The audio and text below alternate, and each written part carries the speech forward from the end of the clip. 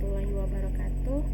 Perkenalkan, nama saya Cynthia Mutiarani dari Fakultas FTKI Prodi Sistem Informasi. Di sini saya akan menjelaskan tentang UTS Pengantar Teknologi Sistem Informasi K1. Nah, di sini ada soalnya, yaitu yang pertama, apakah tujuan dari dibuatnya sistem informasi? Jelaskan. Nomor 2, skema dasar komputer terdiri dari 3 unit komponen utama, yaitu unit input, unit proses, dan unit output. Nah, seperti apa skema dasar dari komputer tersebut, dan jelaskan masing-masing apa yang ada pada unit tersebut. Dan nomor 3, apa konsep dasar dari A. Komunikasi, B. Komunikasi data, dan nomor 4, apa manfaat dan kelebihan DPMS dan dibandingkan dengan penyimpanan dalam bentuk flat file yang lain. Dan nomor 5, apakah yang dimaksud dengan data, informasi, dan sistem. Nah, di sini nomor 1, tujuan sistem informasi yang pertama adalah untuk menyediakan informasi-informasi tertentu dalam pengambilan keputusan. Keberadaan data dalam sistem informasi akan sangat membantu dalam menyikapi suatu permasalahan. Nah, yang kedua, tujuan lainnya adalah untuk mendukung proses operasional harian dengan pencatatan berbagai rutinitas dalam sistem informasi. Maka semua aktivitas ini dapat diaudit lagi di masa yang akan datang ketika terjadi suatu kesalahan atau penyelewengan. Tujuan sistem informasi dalam organisasi adalah untuk membantu organisasi menemukan berbagai informasi tentang organisasi secara cepat menggunakan teknologi mutakhir. Nah, di sini ada skema dari komputer, yaitu input device, prosesor, output device, ROM, RAM, and memory, CPU. Nah, di sini input device adalah suatu bagian atau komponen dari sistem komputer yang berfungsi untuk tempat kita memasukkan data maupun instruksi-instruksi kepada komputer. Nah, tugas dari input device adalah yang pertama, tempat masuknya data dan program yang akan diproses. Yang kedua, menerjemahkan kode-kode yang dikenal oleh media input ke dalam kode-kode yang dikenal komputer. Dan yang ketiga, mengirim data-data yang sudah berbentuk bit-bit ke storage. Dan yang ketiga itu alat-alat input device antara lain adalah magnetik, yang kedua opsional, yang ketiga scanner, yang keempat microphone, yang kelima keyboard, dan lain-lain. Kemudian output device adalah suatu komponen dari sistem komputer yang berfungsi untuk tempat mengeluarkan hasil-hasil pengolahan yang telah dilakukan oleh komputer. Nah, tugas dari output device adalah tempat keluarnya hasil proses dengan komputer. Yang kedua, menerjemahkan bit-bit ke dalam kode yang dikenal media input. Nah, alat-alat output di antara lain printer, plotter, monitor, speaker.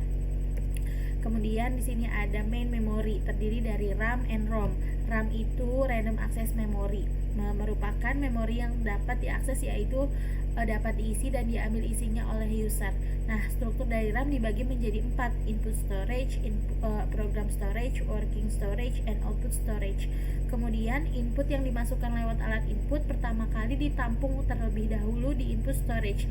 Bila input tersebut berbentuk program, maka dipindahkan ke program storage, dan bila berbentuk data akan dipindahkan ke working storage. Hasil dari pengolahan juga ditampung di working storage, dan hasil yang akan ditampilkan ke alat output dipindahkan ke output storage. Kemudian ada ROM, read only memory, memori yang hanya dapat dibaca saja. Programmer tidak bisa mengisi sesuatu ke dalam ROM. Isi ROM sudah diisi oleh pabrik pembuatnya, berupa sistem informasi yang terdiri dari program-program pokok yang diperlukan oleh sistem komputer. Misalnya, pengaturan tombol kunci di keyboard untuk keperluan kontrol tertentu dan bootstrap program. Bersifat non-volatil, yaitu isi dari ROM tidak hilang apabila listrik mati.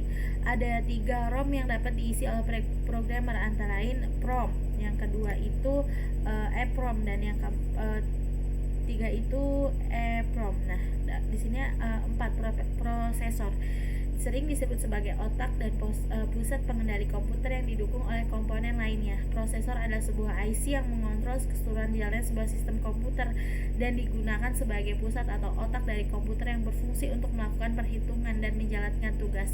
Prosesor terletak pada soket yang telah disediakan oleh motherboard dan dapat diganti dengan prosesor yang lain, asalkan sesuai dengan soket yang ada pada motherboard. Salah satu sangat besar pengaruhnya terhadap kecepatan komputer tergantung jenis kapasitas prosesor. Nah, kemudian di sini saya akan menjelaskan tentang konsep komunikasi. Konsep komunikasi adalah sebuah perancangan atau sebuah ide yang disusun agar sebuah proses penyampaian pesan kepada orang lain dapat terorganisir dan bisa langsung memahami pesan tersebut serta memberikan feedback yang baik. Kemudian di sini ada konsep komunikasi data, yaitu pengertian komunikasi data. Komunikasi adalah pertukaran informasi antara dua pihak dengan menggunakan simbol, suara, dan lain-lainnya yang dapat difahami antara keduanya melalui media perantara. Dan yang kedua, media perantara adalah media yang membolehkan informasi sampai pada tujuannya, dan data adalah kumpulan dari fakta-fakta yang merupakan representasi dari dunia nyata yang mewakili suatu objek seperti manusia, hewan, konsep, simbol, huruf, bunyi, teks, gambar, dan kombinasinya. Kemudian konsep data merupakan perpindahan data melalui media komputer yang diwakili oleh digit-digit biner dari suatu tempat ke tempat lain dalam bentuk elektronik gelombang cahaya. Nah, tujuan dari komunikasi data itu untuk mengantarkan dan menerima informasi di antara dua pihak. Nah, di sini ada jenis-jenis komunikasi data. Yang pertama, voice communication, radio broadcasting, radio amatir, WI radio system, radio paging, telepon, text communication itu telegram dan email.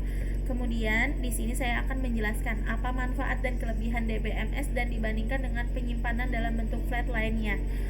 Yang pertama itu performa yang didapat dengan penyimpanan dalam bentuk database manajemen sistem cukup besar, sangat jauh berbeda dengan performance data yang disimpan dalam bentuk flat file. Di samping memiliki ujuk kinerja yang lebih baik juga akan didapatkan efisiensi penggunaan media penyimpanan dan memori. Dan yang kedua, integritas data yang terjamin dengan penggunaan DBMS. Masalah redundasi sering terjadi. Redundasi adalah kejadian berulangnya data atau kumpulan data yang sama dalam sebuah database yang mengakibatkan pemborosan media penyimpanan. Dan yang ketiga, independensi. Perubahan struktur database dimungkinkan terjadi tanpa harus mengubah aplikasi yang mengaksesnya, sehingga membuat antarmuka ke dalam data akan lebih mudah dengan menggunakan DBMS. Dan yang keempat itu sentralisasi. Data yang terpusat akan mempermudahkan pengelolaan database kemudian dalam melakukan bagi pakai dengan DBMS, dan juga konsisten data yang diakses secara bersama-sama lebih terjamin daripada data disimpan dalam bentuk file atau worksheet yang tersebar. Dan yang lima, keamanannya. DBMS memiliki sistem keamanan yang fleksibel daripada pengamanan pada file sistem informasi. Kemudian di sini saya akan menjelaskan tentang data, informasi, dan sistem. Data adalah fakta-fakta mentah yang harus dikelola untuk menghasilkan suatu informasi yang memiliki arti bagi suatu organisasi atau perusahaan. Data terdiri atas fakta-fakta dan angka-angka secara relatif tidak berarti bagi pemakai atau fakta mentah yang belum diolah. Dan informasi adalah hasil pengolahan data yang telah mempunyai arti sehingga dapat digunakan khususnya oleh manajemen dalam pembuat keputusan.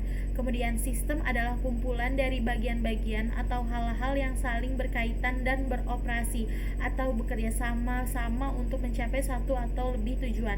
Sistem terdiri dua elemen, yaitu sistem terbuka dan sistem tertutup. Nah, kurang lebihnya mohon maaf. Wassalamualaikum warahmatullahi wabarakatuh.